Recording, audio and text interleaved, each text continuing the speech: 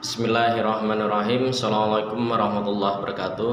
Selamat apa ini ya? Selamat sore atau selamat malam kalau memang kondisinya diberikan malam.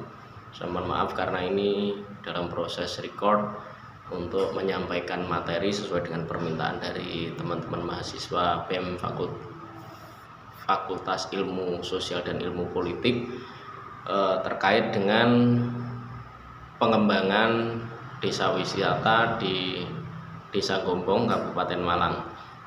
Sebenarnya saya sendiri juga belum tahu Desa Gombong itu sebelah mana, tapi saya selaku dosen di Universitas Brawijaya yang pernah mendampingi terbentuknya desa wisata. Semoga saja apa yang saya sampaikan nanti bisa bermanfaat untuk saya sendiri dan mungkin juga kedepannya untuk masyarakat desa wisata Gombong. Namun sebelum kita membahas masalah desa wisata, alangkah lebih baiknya kita perkenalan dulu. Untuk itu saya perkenalkan, nama saya Supriyono. Saya merupakan salah satu dosen di Universitas Brawijaya yang kajiannya selama 4 tahun terakhir ini adalah di bidang pariwisata, dan harapannya memang nanti dengan adanya semakin banyaknya desa wisata di Malang Raya ini, harapannya Malang Raya memang semakin menguatkan bahwa Malang Raya ini adalah sebagai destinasi wisata yang multi kompleks ya, mulai dari pantai ada, terus pertanian ada, terus wisata buatan ada, wisata perkotaan ada, wisata sejarah ada, wisata budaya dan heritage juga ada. Beberapa waktu yang lalu sekitar tanggal 7 Oktober saya memberikan pelatihan kepada pemandu wisata di Dinas Pariwisata Kota Malang, yang pada waktu itu intinya adalah semangat untuk membangun wisata setelah kondisi COVID-19 ini semoga saja bisa terrealisasi ya. Dan sekali lagi ini merupakan pengalaman saya ketika harus menyampaikan materi dengan tipe satu arah, karena biasanya saya selalu menyampaikan materi dengan 2 arah, ya mungkin agak kagok, tanda penting kagok. Ya mohon dimaklumi ketika nanti mungkin apa yang saya sampaikan tidak bisa maksimal sesuai dengan yang diharapkan oleh teman-teman dari BEM FISIP khususnya dan masyarakat Desa Gombong pada umumnya. Baik, saya ingin menceritakan pengalaman saya selama mendampingi desa wisata Gubuk Lakah, Kecamatan Poncokusumo, Kabupaten Malang, yang mungkin Bapak Ibu semuanya sudah mengenal bahwa desa Gubuk Lakah itu adalah desa di ujung timur sebelum masuk kawasan wisata Bromo, Tengger, Semeru. Pada waktu itu kita memulainya di tahun 2009. Saya ingat betul pada waktu pengabdian kepada masyarakat pertama saya, masih dosen baru pada waktu itu, diajak oleh para senior saya untuk mendampingi merintis pada waktu itu Ladesta dan Pokdarwis. Ladesta itu lembaga desa wisata dan kelompok sadar wisata tempatnya. Pada waktu itu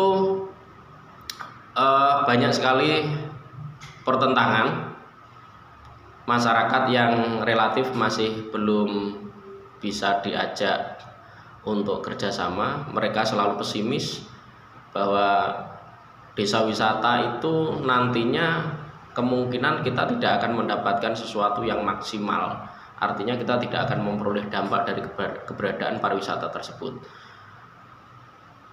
Banyak masalah negatif yang akan timbul ketika ketika desa kita menjadi desa tujuan wisata pada waktu itu. Dan mereka lebih yakin lagi bahwa ini konsep ini nggak mungkin akan berhasil. Karena apa? Desa kita itu hanya desa yang dilewati orang-orang untuk menuju Bromo. Tetapi pada waktu itu kita berdiskusi antara masyarakat dengan tim pendamping. Tim pendamping bukan hanya dari Universitas Brawijaya pada waktu itu, dari UGM juga ada, dari universitas-universitas yang lain yang concern terhadap pariwisata juga ada.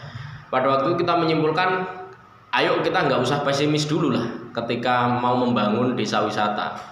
Pada waktu itu ini seperti term of reference yang diberikan ke saya atau TOR yang diberikan ke saya, permasalahan yang utama yang dihadapi oleh masyarakat desa Gombong untuk mewujudkan desa wisata ini adalah permasalahan dana. Permasalahan dana itu sebenarnya permasalahan yang klasik, dan yang saya duga pasti harapannya adalah bergantung pada pemerintah. Nantinya pasti kita tidak mendapatkan bantuan dari pemerintah untuk merealisasikan desa wisata ini. Namun itu sebenarnya bisa kita buktikan bahwa jangan terlalu tergantung pada pemerintah dulu untuk mewujudkan sebuah cita-cita. Karena apa? Ketika kita bergantung pada pemerintah, yang ada adalah justru kita memiliki khayalan-khayalan yang levelnya kita mendapatkan pemasukannya dari pemerintah. Padahal desa wisata ini sebenarnya kalaupun tidak ada dana, mungkin masyarakat bisa saja swadaya. Karena di dalam konsep desa wisata, khususnya agrowisata, yang penting ada modal berupa destinasi, itu insya Allah sudah bisa digunakan untuk menarik wisatawan. Dan dari wisatawan inilah nanti sumber keuangan dari proses penyelenggaraan desa wisata ini. Seperti yang mungkin Bapak Ibu perlu ketahui, bahwa di desa wisata Gubuk Lakah pada waktu itu hanya dukungan berupa, dukungan berupa ya udah silahkan dijalankan aja. Pada waktu itu desa tidak menggelontorkan uang sama sekali, dinas juga tidak ada. Yang ada adalah pada waktu itu ada beberapa pemuda yang ada di sana mulai tersadar bahwa daripada dilewati, sepertinya daripada kita selalu dilewati oleh wisatawan yang mau menuju ke Bromo, wisatawan yang menuju ke Bromo itu alangkah lebih baiknya kita upayakan dia berhenti di sini, mereka bermalam di sini, bermalam dengan ala kadarnya yang disebut dengan homestay, dan homestay itu nanti diserahkan pada masing-masing masyarakat, masing-masing penduduk. Terus kemudian penduduk tadi menyediakan, mungkin ada kamar yang kosong yang tidak terpakai.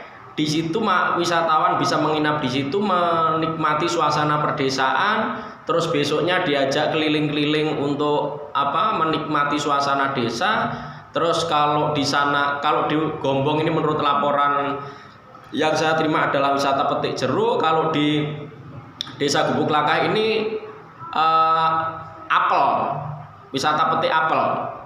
Dan selain itu sebenarnya nggak ada. Ya, tetapi masyarakat desa Gubuk Lakah, terutama yang pemuda-pemuda ini, dia memiliki inisiatif. Yuk kita bismillah, kita lakukan yuk.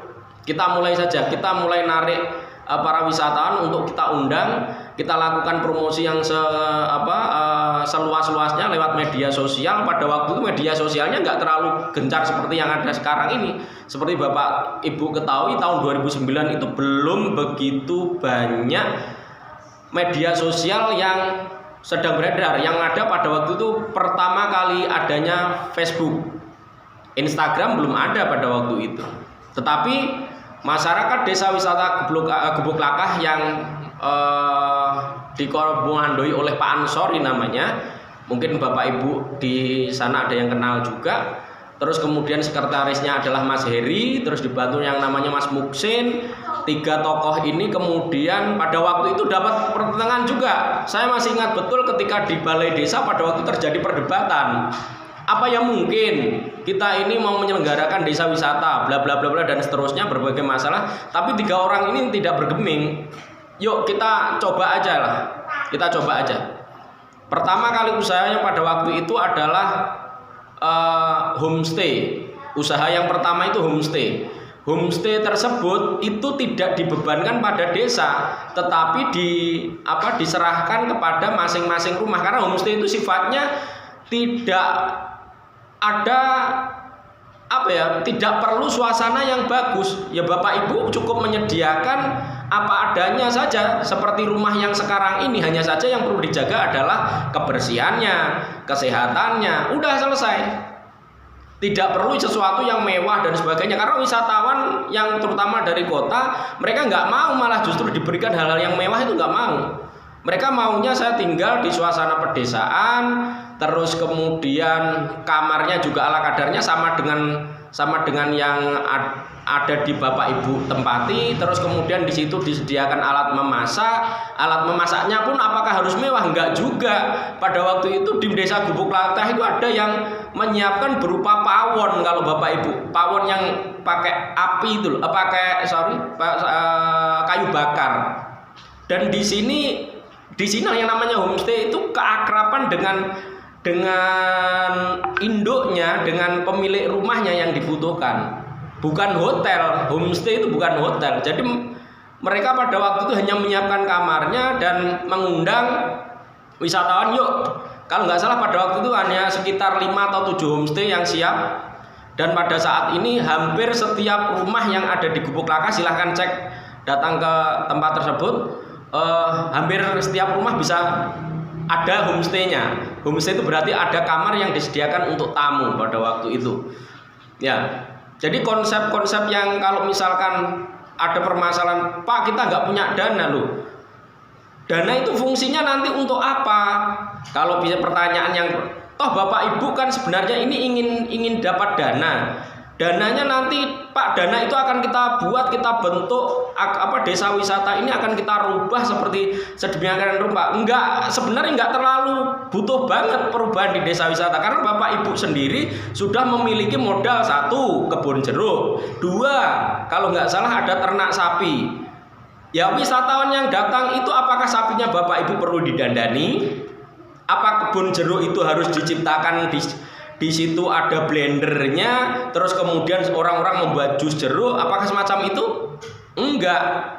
Lalu pertanyaan saya ketika dihadapkan dengan dana, bayangan saya dana ini untuk apa ya? Kan Bapak Ibu nanti cukup ibarat analoginya semacam ini. Analoginya adalah Bapak akan menerima tamu yang akan memberi uang ke Bapak Ibu. Apakah harus tamu itu diterima dengan ada perayaan dan sebagainya, disambut dengan upacara-upacara yang sedemikian rupa? Jawabannya enggak. Bapak Ibu di sana nanti tamu yang mau berkunjung ke situ cukup aja, misalkan yang sering terjadi ini adalah